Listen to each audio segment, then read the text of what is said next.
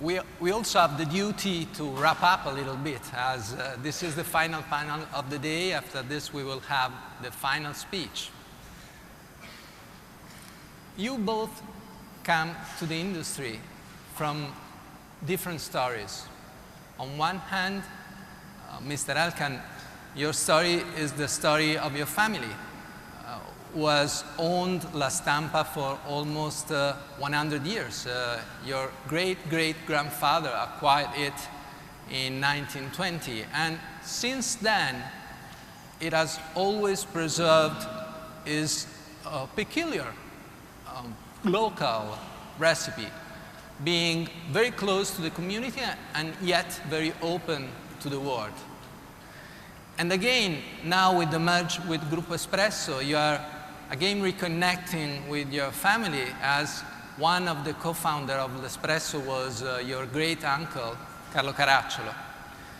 On the other hand, Mr. Bezos, you came to the industry quite recently. You acquired Washington Post in 2013, and that acquisition was somehow surrounded by a certain dose of skepticism at the beginning, but now, 4 years later, the newspaper is thriving. It came back to profitability, and it's gaining subscriptions and readers. So two totally different stories, but I would like to make you the same question. What is your motivation today to be in the business, Mr. Elkann?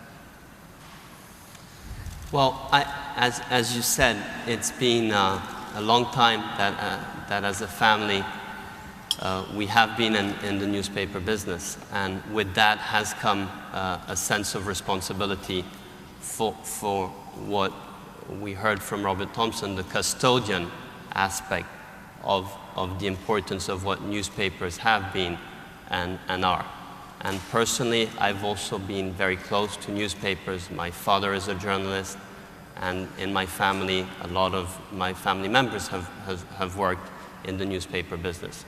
So having seen it be challenged was really an incentive to try and see how we can make it thrive. And I'm very grateful to Jeff and to everyone who's come from far today here, because fundamentally, they all care about this. What about you, Mr. Bezos? Well, I bought the Washington Post fundamentally because I think it's an important institution. It's the newspaper in the capital city of the United States of America. It has historically done a great job of covering the federal government. I wanted to see that continue. I wasn't seeking to buy a newspaper. It was not in my mind back in 2013, and I got approached by Don Graham, who, when I talked to him about this, I basically said to him, look, I'm probably not the right guy because I don't know anything about the newspaper business. And he said, we've got a lot of people at the Post who know a lot about the newspaper business. We're really looking for somebody who can help us with the internet. And so after a lot of conversation, I finally decided to take that on, and I took it and take it today as a very serious responsibility. I am very missionary about it. I care about it. I care about the independence of the newsroom, and I don't want to let Don Graham down because he was very selective in passing it on to somebody. I wouldn't let the newsroom down. I love the technology team, and they've been experimenting now, and they've found some things that work, and it's super exciting. So you're both basically talking about responsibility. Mr. Elkann, what are the main obstacles when trying to save and make thrive a business you inherited from your family? Well, I think the main obstacle has been that within that difficult set of circumstances, and because of a sense of responsibility, there was an assumption that somehow deep pockets would be the solution. And that did not happen, because ultimately the reason why La Stampa has been a free newspaper was because it was profitable. And that's something that through its ownership that Fiat has had since the 1920s has always been the case. And you, Mr. Bezos, why the Washington Post? And I would also like to know what are the main differences you found in this business compared to your other businesses, and what were the first moves you made right after the acquisition? Well, I would say in many ways, Amazon, we run Amazon and the Washington Post in a very similar way in terms of the basic approach. We attempt to be customer-centric, which in the case of the Post means reader-centric. And you could be, I think you can get confused. You can be advertiser-centric, and what advertisers want, of course, is readers. And so you should be simple-minded about that, and you should be focused on readers. And if you can focus on readers, advertisers will come. So also at Amazon, we try to be inventive and experimental, and we try to do that at the Post. And then finally, we take a long-term orientation at Amazon, and we do that at the Post. So all of this, so the domain is different, journalism versus e-commerce and web services, but the approach has been the same. And it's working well. We have a great team.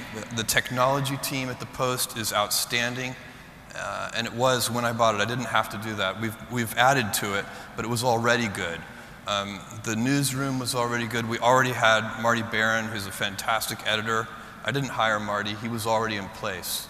So there was already a fantastic team, and what they needed is a little bit of runway and the encouragement to experiment and to stop shrinking. You can't shrink your way into relevance. And so they had gone, because they needed to, because of financial pressure, they had gone from 900 journalists in the newsroom down to below 600. Since in just the last couple of years, we've added more than 140 people to the newsroom. We've grown the technology team very significantly, and we've grown our way into profitability instead of shrinking our way into profitability. So, Mr. Elkann was mentioning before deep pockets. Am I correct if I assume you are both in the industry not for philanthropy? Oh, certainly in my case. This is not a philanthropic endeavor. And the reason is, for me, I really believe that a healthy newspaper that has an independent newsroom should be self-sustaining. And I think it's achievable. And it is achievable. We've achieved it. We made some money in 2016. We'll make money again here in 2017. And so there, again, I'm not against, there may be some papers that end up being supported by foundations, and if that's the right thing for those papers, I'm perfectly fine with that. But for the Post, I think it's really important that the team, remember, constraints drive creativity. The worst thing I could have done for the Post, I believe, is to have said, don't worry about revenue, whatever you need, just do the job, because that wouldn't actually lead to I don't think that would lead to as much quality as you get when there are, in fact, constraints. I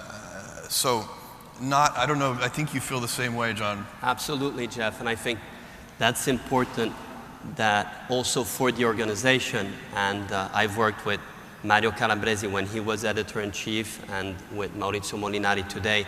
I don't think they'd be proud if they were working for a company losing money. And as we navigated through the difficulties, they were very much engaged. And we had a very good year in 16 and are going to make money in 17. And that's something the whole organization is proud of. And I think fundamentally, it is also the only way that you can sustain freedom of newspapers. Because if newspapers are profitable on their own, then they have a justification to exist on their own terms. And that's why we would never have been thinking about a way of our big pockets funding it in a philanthropic way. But I also think that the organization itself would have felt very bad about that. Sure. Great. So since we are not here for philanthropy, I would like to have a closer look to the business model. Before, you were saying that constraints spurs creativity, and if this is the case, looking at the industry, we should be really, really creative now. The state of the industry is bleak. When it comes to advertising, more than 2/3 of it are controlled by the over-the-tops, basically by Google and Facebook, and more than that, all the growth in the market, 77%, more than 3/4, is controlled now by these two subjects. On the other hand, circulation is falling, and we have been hearing all this all the afternoon long, even if we heard also a lot of important messages of reaction. So what I would like to do with you is to go through 10 questions I've prepared, 5 each, and to go a little bit deeper in the business model and see whether we can come closer to the possible paths to a solution, okay? So we will start with you, Mr. Bezos. How can technology help the news industry, and should newspapers turn themselves in tech companies? Well, I don't know if it's the right answer for every company. For the Washington Post, the answer is yes. We have turned ourselves in many ways into a tech company. We've grown the tech staff. We actually are selling our solution to other newspapers. We're doing that successfully. It's software as a service. It's called ARC. The Los Angeles Times, the Chicago Tribune, and many other papers are successfully using the system. And it is, I think you either have to somehow. 新しいシステムをやってそのデザインをしましてでそのシステムに入れなければいけないんですね。またはそのテクノロジーチームを持ってですねその最小限の投資コストがかかりますけどそのサービスとしてそれを他のところに売ってですねウォシントンポストにとってはいいビジネスになりました。シカゴなんかにも売りましたけど。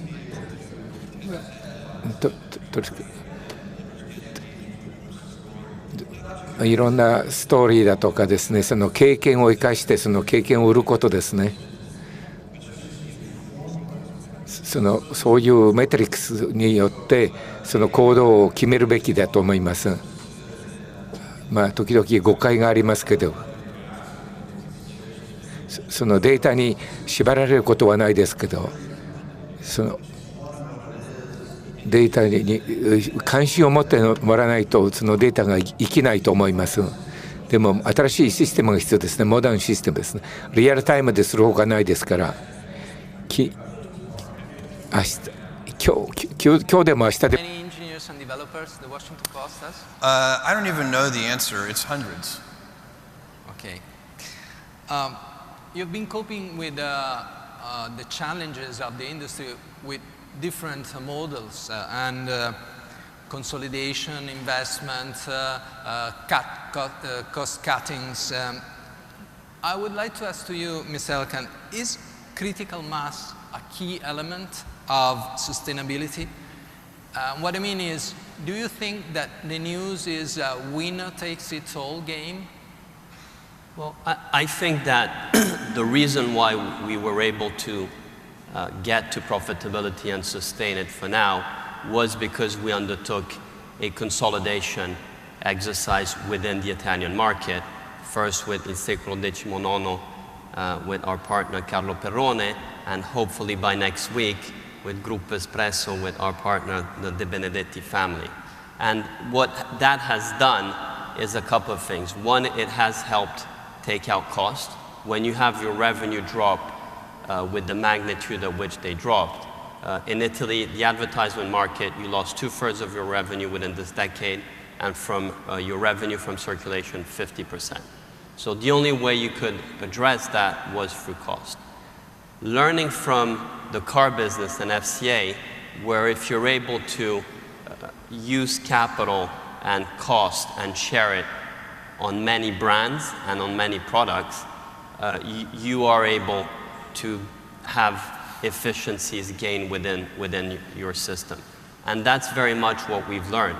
The new group, JD, will have many different news organizations, but they will benefit from commonalities. And one of the specificities of Italy is a young country, and it has very important local communities. And JD will be the owner of many different local newspapers. And the reason it can maintain those newspapers and their independence is because it can share costs and it can share technology. And you know, as Chief Digital Officer of the new group, that a lot of your work that requires a lot of investments, and we've done a lot of investments there, will be able to benefit all these different newspapers. On the other hand, I also think that investment is important, and we have invested. This is an example of an investment. In 2006, we made a big investment here to be able to have a physical newspaper which was in color and that it was of good quality. The newsroom that some of you have seen was another big investment which we've done in 2012. And I think that that is very important. We haven't starved the business of capital.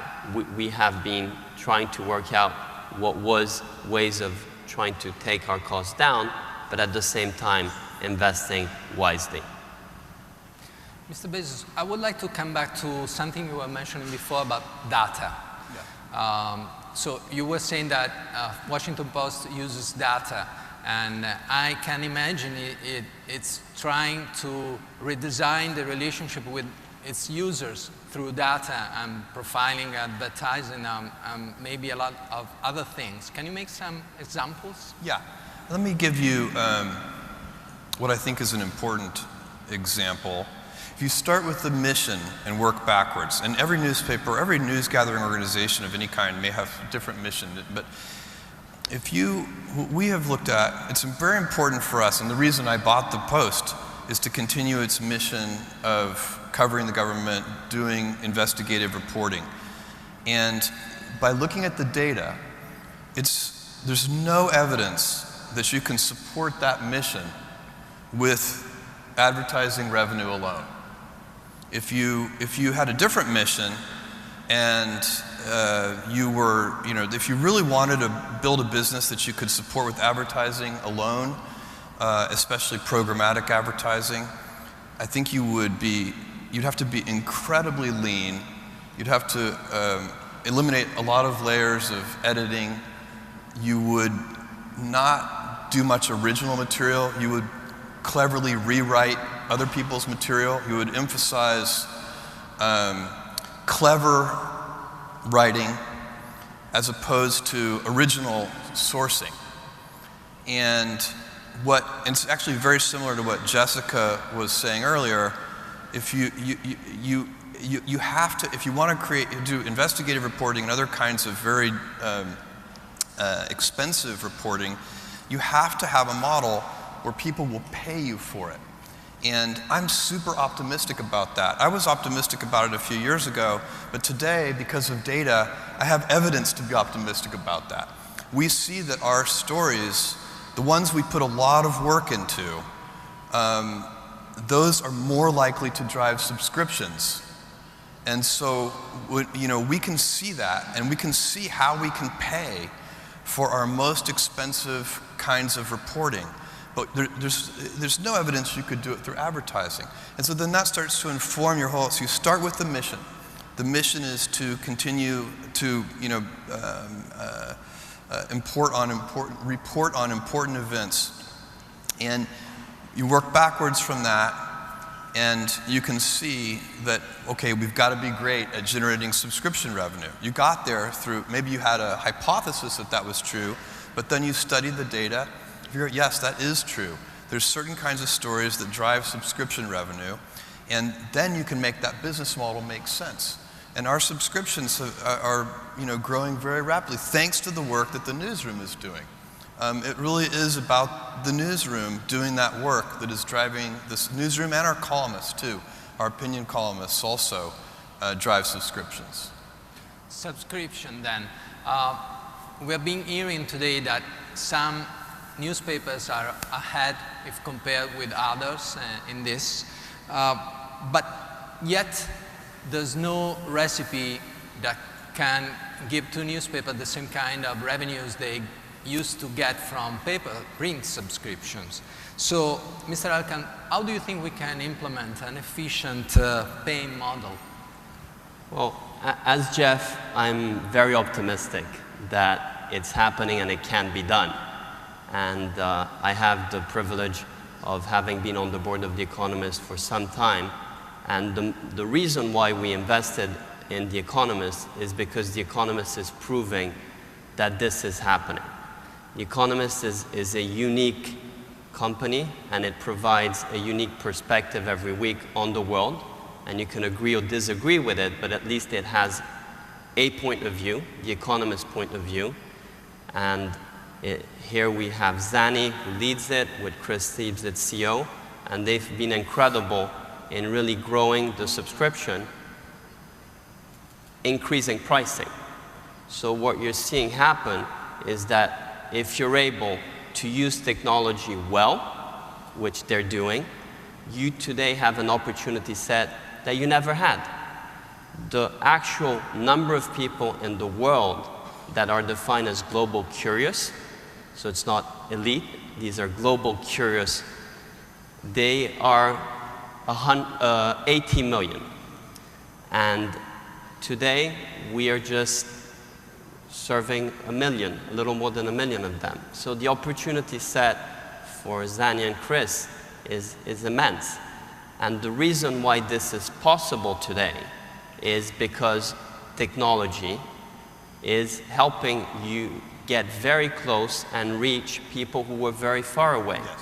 And also getting rid of many, many different layers of cost that intermediaries and also production, the production requirements which one had before. And Mr. Bezos, coming to advertising, should we accept the fact that the biggest part of it is going to be intercepted by Google and Facebook, or should we do anything about that? Well, one of the first rules of business is that complaining is not a strategy.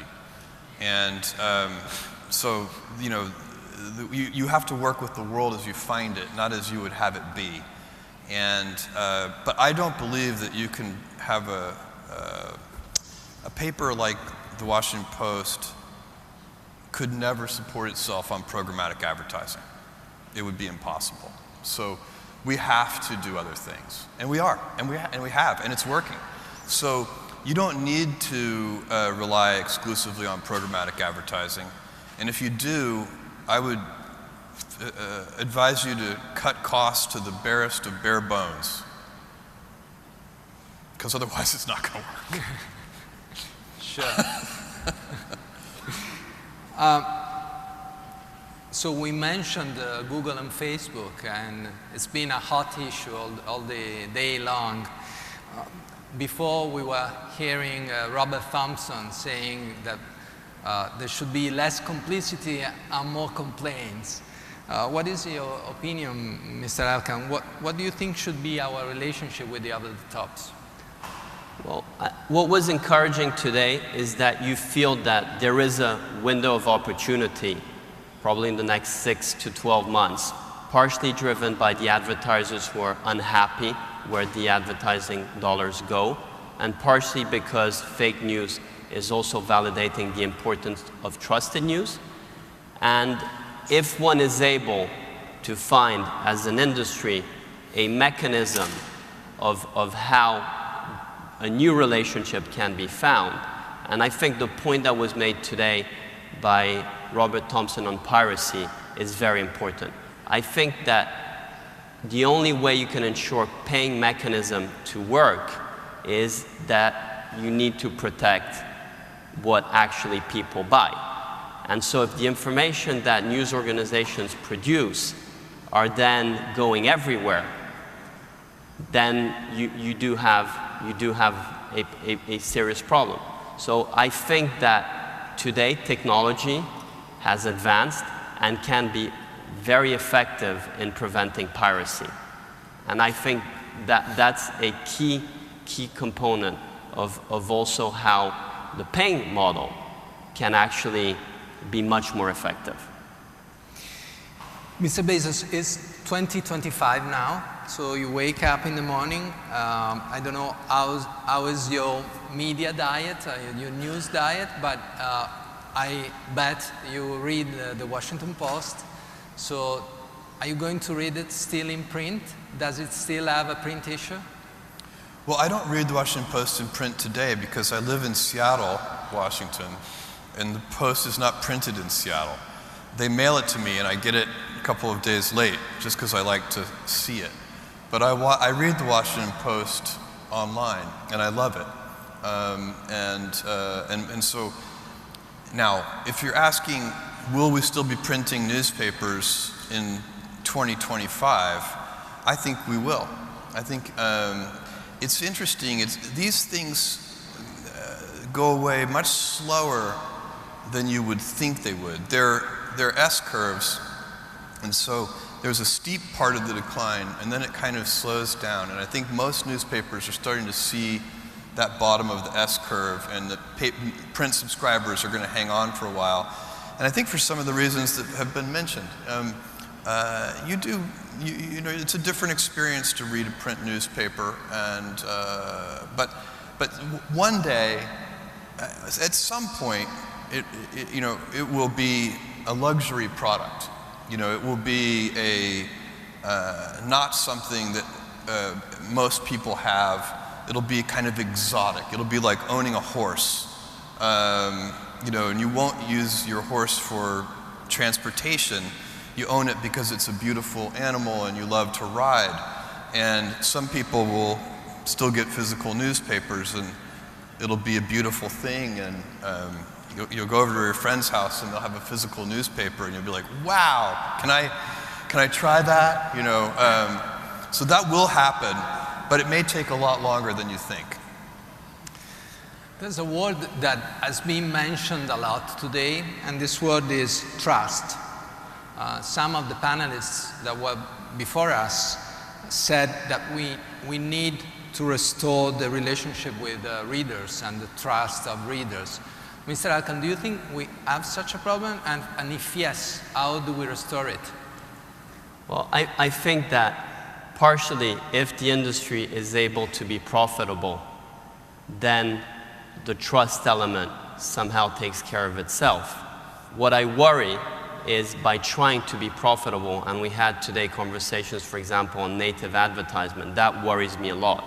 If you start compromising because you're chasing revenue for advertisement means and change your editorial, if you start compromising because your readerships want to have a partisan view, and so you start compromising what you should do, if you start needing money and the ownership are foundations which have a political view, you start compromising.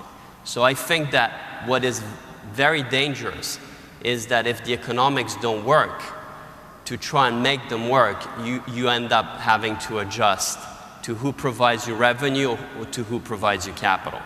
And in doing that, if you end up compromising what a newspaper is about and what the newsroom is doing, then you really have a serious problem of trust.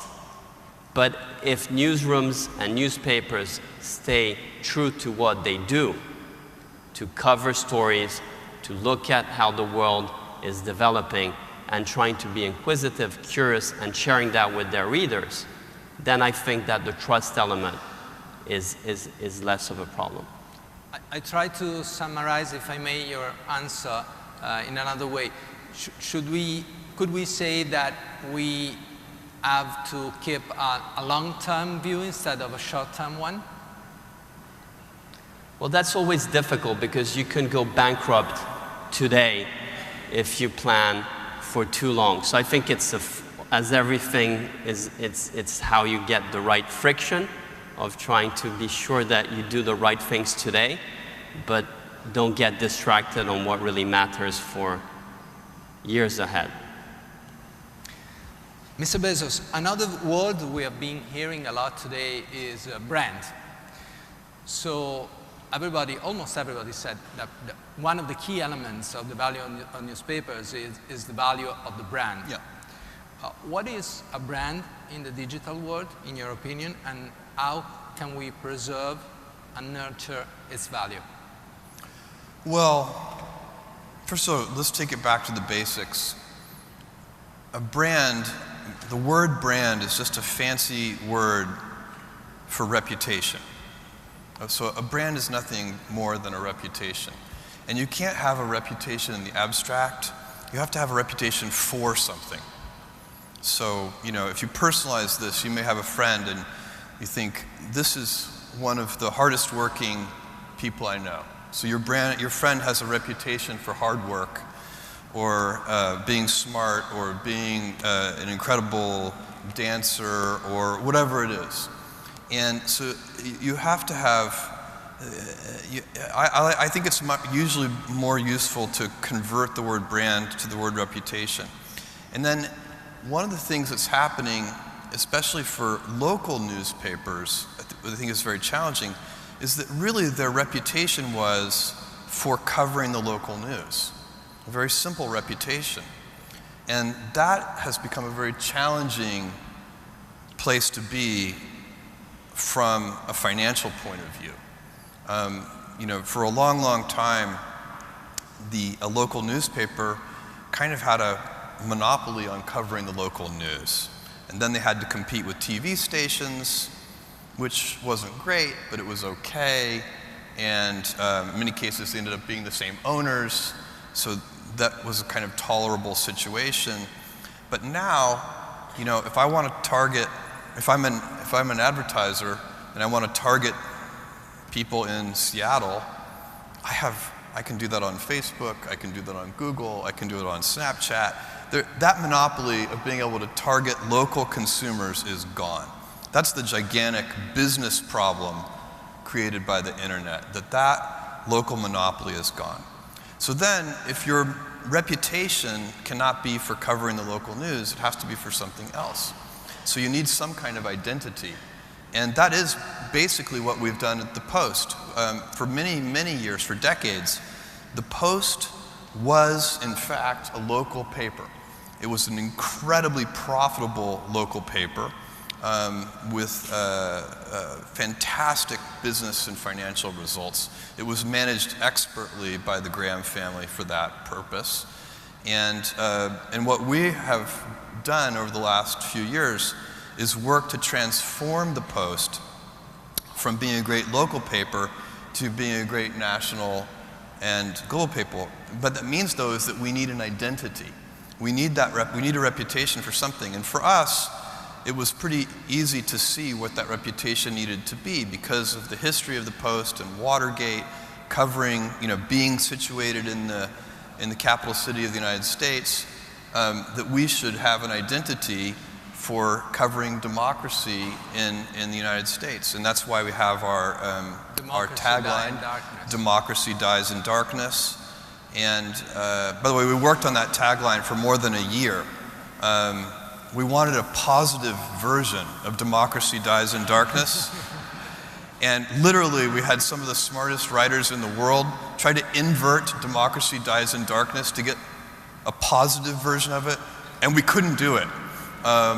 So we just said, oh, the hell with it, and we kept Democracy Dies in Darkness, and I'm glad we did. When you invert it, it actually changes the meaning. It actually isn't the same thing.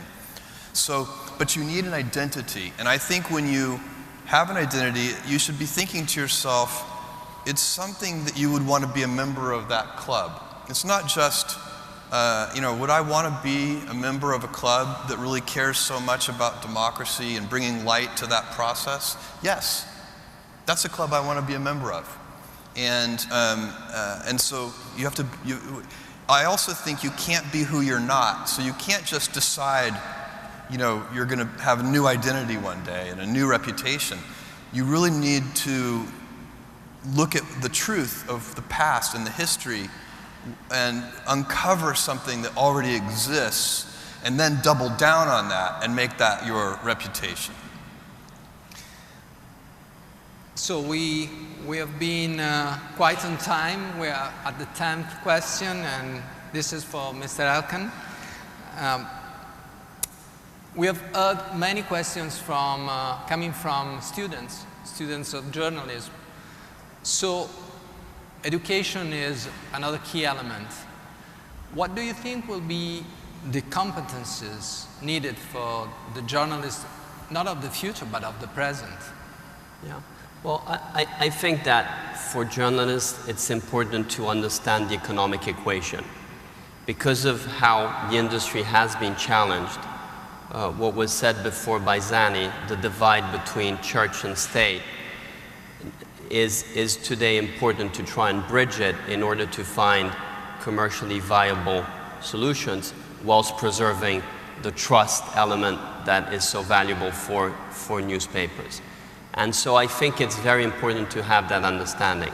Historically, as Jeff was saying, newspapers have been incredibly profitable business. So they could afford, or better, news organization really did not have to really understand what was the economic equation. And I think that's a very important element, because if that is incorporated, then it makes the whole organization work in one direction, and you end up finding very good solutions that can come from that. I also think that one of the main points that was raised today was that in addition to all the different skills that make a journalist a great journalist, you also have to have an understanding of technology. Not necessarily being a practitioner of technology, but at least understanding how to work with technology. And I think that again, that's more of an element of how working together rather than having all the skills within the journalist. And I think that Andrew's point about the fact that journalists can, I like very much the fact that the New York Times best journalist for legal affairs was the general counsel. And I think that's what is very telling. And I do think that story tells us that journalists might come from the students that we have here, but they also could come from very different fields. And ultimately, that will be also an enrichment of how they will be able to tell stories and to inform and interest us. Mr. Bezos, connecting education with your previous answer about the changing you made in the Washington Post from being a local newspaper to being a national one. Education is not only a matter for new journalists, but also for journalists and the newsroom that are already working. Yeah. So was it hard to manage the change? No. It was not hard to manage the change. I found that when I joined the Washington Post team in 2013, the team was completely open to and ready for change. And they were excited. They were eager to experiment, to try new things. And of course, I didn't try to change, and I don't think you should try to change the principles. So, the principles of the Post don't need to be changed. So I think if I'd wanted to change the principles of the Post, that would have been very challenging. But we didn't want to do that. We wanted to, my biggest point to the team was, look, one thing I already said, complaining is not a strategy. It is true that the internet has taken what was a great business model and turned it upside down. That's just a fact. Let's accept it. The second thing is we can't shrink our way back to being an important institution. We're going to have to grow. We're going to have to experiment to do that. Some of the experiments are going to be failures. It's okay. Let's start learning. And let's be fast. Let's try things quickly. Let's be decisive. We don't need to make these decisions by consensus. Most of these things are going to be two-way doors. If we try something, it's wrong, doesn't work, we'll just back up and come back through the door again. We don't have to look at it. That team was so ready to do all of those things, and they have been experimental in so many ways. David Fairholt won the Pulitzer Prize in part for innovating, crowdsourcing stories. You know, usually good reporters are very competitive and they tend to keep their stories very close because they don't want somebody else to get them. And, you know, kind of contrary to that idea, David started posting his ideas to Twitter and asking people for help. And thousands of people came out of the woodwork to help. So I think there's so much opportunity. So there are a lot of things the internet takes away, but then it also brings gifts. And you have to lean into the gifts. You can never fight the past. You can't fight the future. You've got to lean into the future. And one of the giant gifts that the internet brings every newspaper is the ability to distribute content all over the world at basically zero marginal cost. And so, for example, one of the reasons that the Post had never become a national newspaper is because it's so expensive to set up national printing arrangements. If you have to print in all the major cities, that's a very expensive proposition. But today, it costs nothing.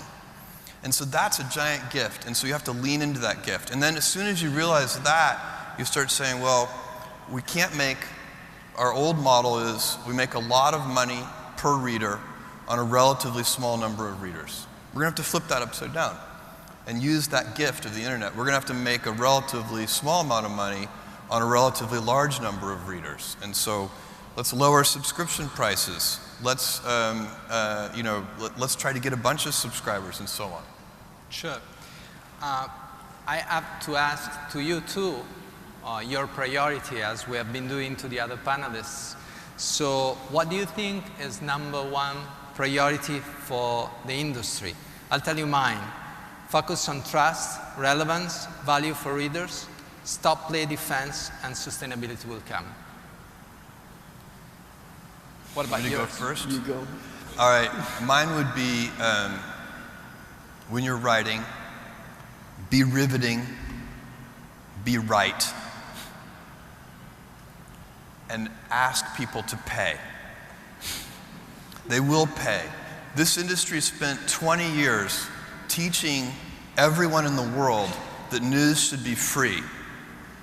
The truth is, readers are smarter than that. They know that high-quality journalism is expensive to produce, and they are willing to pay for it. But you have to ask them, which means we've tightened our paywall, and every time we tighten our paywall, subscriptions go up.